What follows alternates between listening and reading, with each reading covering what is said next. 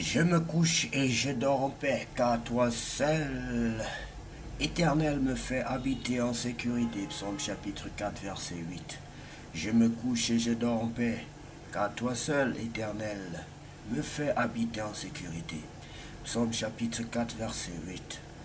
Je me couche et je dors en paix, car toi seul, Éternel, me fait habiter en sécurité. Psaume chapitre 4, verset 8. Bonsoir bien-aimés, c'est l'heure de la prière et de la repentance. Prions ensemble. Seigneur, alors que le jour s'achève, nous venons nous reposer dans ta paix et ton amour. Père Céleste, merci pour cette journée que tu as guidée. Merci pour ta main qui nous a soutenus dans chaque moment pour les victoires, les leçons et même les silences. Alors que nous nous préparons à dormir, nous te remettons nos pensées, nos familles et nos lendemains. Veille sur nous, renouvelle nos forces et accorde-nous un repos paisible. Ta parole nous rassure. Je me couche et je dors en paix, car toi seul, Éternel, me fait habiter en sécurité. Psaume chapitre 4, verset 8. Bien-aimé, si tu sais que tu n'as pas encore reçu le Seigneur Jésus-Christ dans ta vie comme ton sauveur personnel et ton Seigneur, je vais t'inviter à le faire aujourd'hui, car tout ce que nous pouvons faire, moi particulièrement, c'est dans le but de prêcher l'évangile, dans le but d'attirer le monde au salut. Sinon, ce que nous faisons ne sert absolument à rien. Bien-aimé, si tu veux donc recevoir le Seigneur Jésus-Christ dans ta vie comme ton sauveur personnel et devenir enfant de Dieu, tu peux donc prendre la position qui honore ton Dieu et tu vas prier, tu vas répéter ces paroles après moi, d'un cœur sincère bien sûr. Seigneur Jésus-Christ, d'un cœur sincère, je te demande pardon parce que je reconnais que je suis un pécheur. Je te demande pardon parce que je reconnais que je suis un pécheur. Accepte-moi tel que je suis, Seigneur. Lave-moi par ton sang. Purifie-moi, Seigneur. Lave-moi par ton sang. Purifie-moi, Seigneur. Accepte-moi dans ta présence. Accepte-moi dans ta présence. Je reconnais que je suis un pécheur, Seigneur. Je reconnais que j'ai commis beaucoup de péchés. Je reconnais que je suis un pécheur, Seigneur. Je reconnais que j'ai commis beaucoup de péchés. Mais qui d'autre pourra m'accepter, me sauver, me laver, me purifier, me pardonner?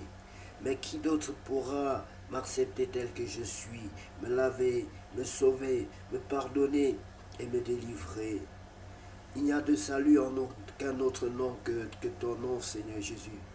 Il n'y a de salut en aucun autre nom que ton nom. Pardonne-moi, Seigneur, accepte-moi. Je t'invite dans ma vie, viens régner dans ma vie. Je t'invite dans ma vie, Seigneur, viens régner dans ma vie. Viens demeurer dans ma vie. Viens demeurer dans ma vie, comme mon Seigneur et mon Dieu. Comme mon Seigneur et mon Dieu. Viens régner dans ma vie, comme mon Seigneur et mon Dieu. Viens régner dans ma vie, comme mon Seigneur et mon Dieu. Prends le trône de ma vie. Prends le trône de ma vie. Aussi, Seigneur, je te prie de me baptiser de ton Esprit Saint. Je t'en supplie, au nom de Jésus-Christ. Aussi, Seigneur, je te demande de me baptiser de ton Esprit Saint. Je t'en supplie, au nom de Jésus-Christ. Amen. Bien-aimé, si tu as fait cette prière de tout ton cœur, sache que le Seigneur n'est pas un homme pour mentir, ni le Fils de l'homme pour se repentir, mais ce que sa bouche dit, sa main l'accomplit. Il est prêt toujours à nous sauver. Il a dit que si tu marches dans l'ombre de la vallée de la mort, ne crains aucun mal, car je ne crains rien, car sache que je suis avec toi. Désormais, le Seigneur avec toi, quel que soit là où tu seras bien-aimé, quelles que soient les circonstances et les temps, ton Dieu te sera avec toi. Il y a des promesses bien particulières pour ses enfants. Et maintenant que tu fais partie de la famille de Dieu, que tu es un enfant de Dieu, ces promesses aussi sont attachées à toi et tu vas en jouir, tu vas en bénéficier. Que Dieu vous bénisse, bien-aimé, et que Dieu te bénisse particulièrement, toi qui as reconnu que tu es un pécheur, qui a accepté le Seigneur Jésus-Christ, qui a invité le Seigneur Jésus-Christ dans ta vie pour te guider tous les jours de ta vie. Soyez bénis au nom de Jésus. Bien-aimé, pour grandir dans la foi, il faut lire la parole de Dieu. Il faut demeurer dans la parole de Dieu jour et nuit. Lorsque Dieu a sauvé son peuple d'Égypte, lorsqu'à peine ils ont traversé l'Égypte, que Dieu leur demandait à travers Josué que ce livre ne quitte point tes yeux. Dans le livre de Josué chapitre 1, que ce livre, c'est-à-dire ces préceptes, ces commandements, ces instructions que vous avez reçus, ces enseignements, ne quitte point vos yeux. Bien-aimés, comment pouvons-nous réussir en mettant de côté le guide de la vie? Comment pouvons-nous nous en sortir sans la parole de Dieu? C'est impossible, bien-aimé. Et je ne peux que te dire, toi qui viens de naître de nouveau, toi qui es un enfant en Christ, nous sommes tous des enfants, mais encore les plus petits, toi qui es au lait. Comment peux-tu croire que tu vas réussir si tu n'as pas les instructions de l'Éternel avec toi pour t'accompagner tous les jours? Comment peux-tu penser à un seul instant que tu peux t'en sortir sans le guide, sans la lumière? Sans la parole de Dieu, nous sommes dans le noir. Sans la parole de Dieu, nous sommes dans l'obscurité. Sans la parole de Dieu, nous ne pouvons pas décoller, bien-aimés. Même pas d'énergie, nous n'en aurons pas. Nous n'en aurons pas l'énergie, nous n'aurons pas d'énergie pour nous déplacer, pour nous émouvoir, pour progresser, pour évoluer, pour percer, bien-aimés. Pour progresser dans la vie, que ce soit la vie intellectuelle, morale, spirituelle, quel que soit l'aspect de la vie, nous avons besoin de la puissance de Dieu. Nous avons besoin du Saint-Esprit. Nous avons besoin de l'aide de Dieu. Et pour avoir l'aide de Dieu, c'est certes l'aide de Dieu est gratuite, bien-aimé, mais la Bible va te dire, n'attristez pas l'Esprit de Dieu, l'Esprit que Dieu chérit. Dieu chérit ce qu'il nous a donné comme guide, comme lumière. Dieu chérit son Esprit Saint et nous devons aussi le chérir. Bien-aimés, sans plus tarder, nous allons lire les paroles enrichissantes de ce jour. Ces paroles du livre d'Apocalypse. La Bible dit que ceux qui lisent le livre de la prophétie, c'est-à-dire le livre d'Apocalypse, sont bénis, bien-aimés, ont une bénédiction particulière, bien-aimés.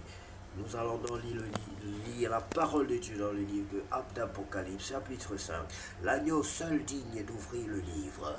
Je vois un livre en forme de rouleau. Il est dans la main droite de celui qui est assis sur le siège royal.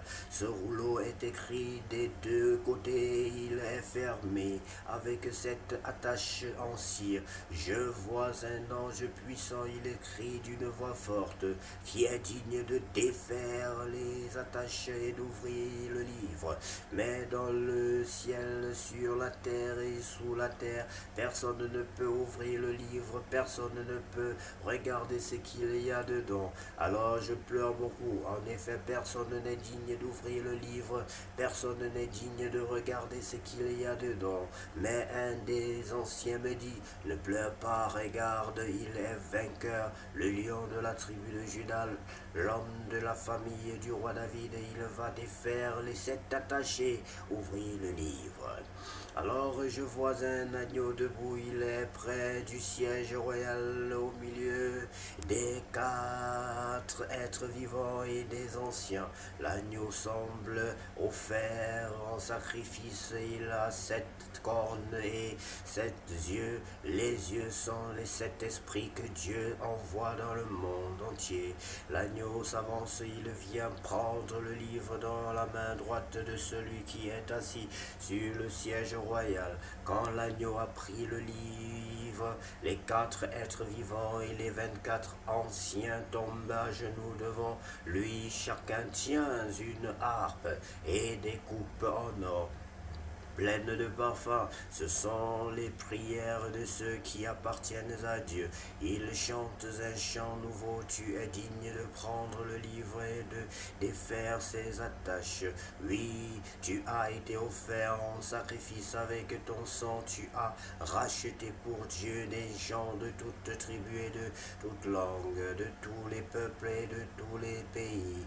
Tu les as offerts à Dieu.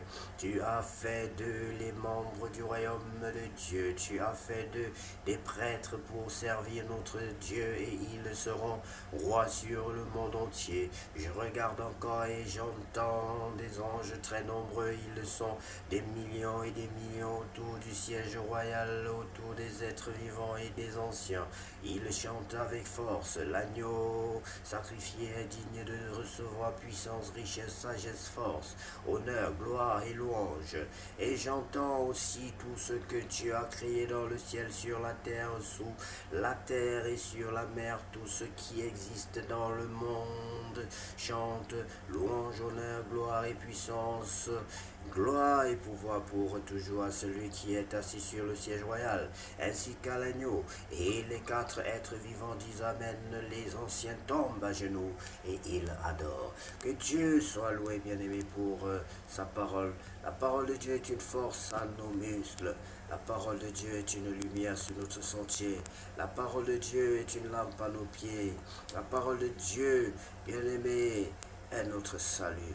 La parole de Dieu, c'est Jésus-Christ. La parole de Dieu est Dieu. Demeurons dans la parole de Dieu, bien-aimé, et notre vie sera transformée. Demeure dans la parole de Dieu et demande-lui d'ouvrir ton entendement spirituel, d'ouvrir tes yeux spirituels, de t'aider à voir pour voir comme Dieu veut que tu vois, bien-aimé, et non pas voir comme le monde voit. Vois avec la révélation. Que Dieu nous donne la révélation de ce que nous voyons. Que Dieu nous donne la révélation de tout ce que nous entendons. Au nom de Jésus-Christ de Nazareth, nous sommes heureux d'avoir partagé ces moments avec vous, bien-aimés, ainsi que la parole de Dieu qui est au centre de ces moments. Soyez bénis. Que Dieu, que cette nuit soit la plus belle de toutes les nuits vécues sur cette terre. Au nom de Jésus-Christ.